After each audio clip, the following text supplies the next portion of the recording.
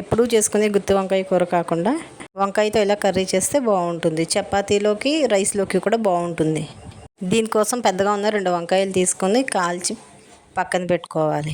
చల్లారిన తర్వాత తొక్క తీసుకోవాలి. స్టవ్ మీద మూకుడు పెట్టి కొద్దిగా ఆయిల్ వేసుకుని ఆవాలు, వెల్లుల్లిపాయలు చిన్నగా కట్ చేసినవి వేసుకుని వేయించుకోవాలి.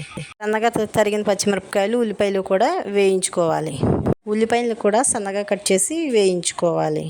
కొద్దిగా కరివేపాకు కూడా వేసుకుని ఉల్లిపాయలు మగ్గే వరకు మగ్గించుకోవాలి.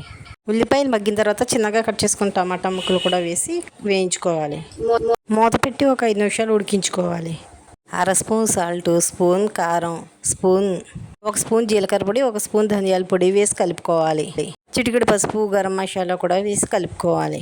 పక్కన పెట్టుకున్న వంకాయ గుజ్జు తీసుకుని ఇందులో వేసి కలుపుకోవాలి. కలుపుకున్న తర్వాత పైన కొద్దిగా కొత్తిమీర చల్లుకుని ఒక 5 నిమిషాలు మూత పెట్టి మగ్గించుకోవాలి. అంతే, వంకాయ కూర రెడీ.